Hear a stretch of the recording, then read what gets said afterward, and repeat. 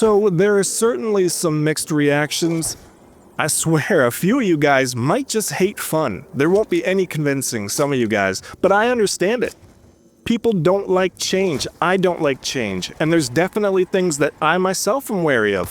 Like the fact that not one of us is going to know how the griefing itself functions until we are literally in our first game. I don't really understand that. Game-altering gobblegums that can be bought in the store being allowed in PvP? Don't understand that either. I think it's batshit crazy. Some of the other stuff I can live with, but that's a little nutty. If the multiplayer side was pay to win and you could go into the store and buy double tap and stopping power for your gun, it would be front page news on every gaming outlet. And yet, here we are. No one really talking about it. Treyarch must have thought they could just slip it into the zombie mode, and maybe they can. Obviously, the balance is questionable right now. It kind of made me laugh how they restricted wonder weapons, but Ether Shroud, Perkaholic, that's all good. And I've actually been thinking about a counter for Ether Shroud. It makes zombies ignore you for a few seconds. Well, when the person uses it, just stay with them. And when it wears off, they have zombies all over them. There's counters to all of this stuff. It just takes a little thinking. No player on Earth that plays 6 on the regular is going to expect to be surrounded by zombies after using Ether Shroud because it would never happen outside of grief. But now we can punish people using crutches. At the end of the day, if we're being real, good players rise above the BS. Gobblegums are a crutch, and good players abuse players relying on crutches. That's the way it's always worked. How sweet will it be to grief a guy? He gets revived, pops a Perkaholic he paid for, and you just grief him again. He's gone. That guy's rage quitting. They are a big deal, but there isn't one single Gobblegum, Ultra or not, that a great player can't overcome. I'd still like to see them taken out, but we need to see it in action first. There's also the capture zone stuff that not one person asked for or wanted. Worse yet, it's all they highlighted in the marketing. But I do think there's potential for it to be a fun mechanic. It's just gonna need some balance passes. I do think capture zones are there to stop camping because there's just so much gear available. A team of 4 sits in the corner and there's nothing you can do. There's no meat power-up as far as we know. Maybe a mutant injection can muscle them out of the corner. An idea I had was, what if field upgrades had unique effects in grief? Like, Frenzied Guard makes all the zombies go after you. But what if in grief it worked in reverse? All zombies only go after the other team. That could help against campers. But going off what we have here, I can sell capture zones to you much better than Treyarch did because think about this, it's 8 people standing inside a tiny circle. The other team is trying to kill zombies and you just knife the shit out of them and you down the whole team before they even get to the allotted kills. They focused on the wrong aspects marketing it, but there's no surprise there. Like, it's the return of grief. Get the originals involved, do streams. Like, goddamn did they drop the ball on the rollout of this. It shows not only did they not play the original, they didn't even understand the significance of this to some of us. That doesn't mean it will be bad, just puts into perspective on who developed it.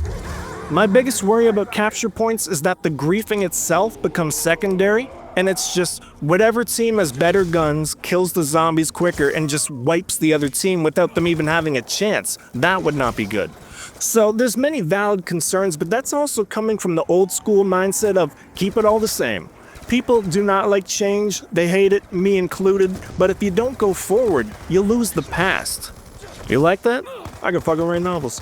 And what I mean is, if you don't adapt to the new thing, unfortunately, you get left behind. Such is life. Some changes are good, some changes are bad. Most of it is out of your control, and that's what we have here. Something old with a new twist. Now, did we want that new twist? Not really, but it is what it is. A smart dev team would introduce a Grief Classic playlist to satiate the veteran players. Still holding out hope for that. So, does Grief in 6 look a little out of touch with the player base? Yeah, I'd say it does. But I also look at all the wrinkles to it, all the layers, and I can see it being extremely fun. You've never had more ways to grief somebody than this, and we shouldn't hate something we haven't even tried yet. It's like when you try feeding a child vegetables. I don't want to eat that, I hate it. How the hell you know you hate it? You never even tasted it before, bitch. And this new grief looks to have far more meat than vegetable to it. Fuck does that mean? It could be good or it could be bad, but I'll give it a chance. I'm the biggest critic of Black Ops 6 Zombies you'll ever find, but I'm also open-minded. And at the end of the day, I never saw an announcement of Black Ops 2 servers being shut down, so our sweet little baby is always there to return to. We are about grief in general. We go where the players are. If the majority of people go back and just send in clips from 2, then that's what we'll work with. Not gonna bother me one bit. But I don't think it should be written off so fast. Look at the mechanics that exist in 6. The griefing potential is off the charts, especially if you like running pubs. And if you're a custom guy, the starting room of Liberty Falls, it's open, minimal verticality. That's your Smash Bros. Final destination. And for the twitchy reaction-based players, this should be fucking heaven. Lower down them dead zones and tricky shot your screen around until you throw up. Now, how are customs actually gonna work? Well, of course, out of touch Treyarch didn't explain that either, but it's such a basic function, surely it will be there. I mean, this is the team that took 5 months to patch in pausing. These guys are on top of it, don't worry. Stuff takes time to develop. There will be no competitive scene on day 1, just like there was no competitive scene on day 1 in the last game. Give it time to blossom. Customs have unwritten rules that have developed over years of time. Now, this game's customs, you're probably going to be handing out pamphlets before letting people in, because it's going to be a long list. But the idea that Griefin 2, as it is right now, just sprung up on release is absolutely wrong. It took about 3 years for Griefon 2 to get its footing, so we can't write this off in a single day. I expect it to be messy, very messy on day 1, but Treyarch can clean that up if people complain loud enough, so I'm not worried about that just yet. Let's see balance patch number 1 before casting judgment. Look, it's only gonna be new once, so take it in, enjoy it. How often do you get a new Grief game? Once every 14 years, it's like viewing a comet. I think the root cause of the issue here is Treyarch is treating and marketing this like it's a party game. It's Mario Kart Grief. Players are gonna love all the different ways that can fuck with people.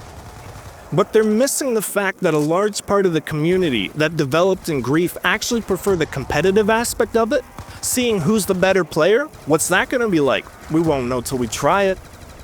The rumors/leaks are saying a transit remake for this year's Call of Duty. Well, if they continue on with Grief into the next game, and why would they not, then you aren't but a few months away from the return of Grief on Town in 4K. There's plenty to look forward to. I'd make a good politician, wouldn't I? I'd just ride that line right down the middle. I talked all this bullshit, and you still don't know what my opinion is.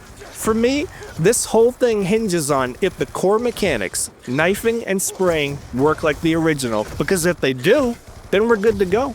If you have that core in place, you get a group together, turn off squad fill, and you play the game the way that you want. In a town custom. The mystery box is there, so is Pack-a-Punch, but nobody uses it. Unwritten rules every player abides by. Most of the problems with 6 can be fixed simply by handling things the exact way we already do. There's lots of potential here. If the core of the game plays like 2, this shit could be incredible. So that's what I'm hopeful of. Let's get fucking excited here. If this shit crashes and burns, at least we had a good time.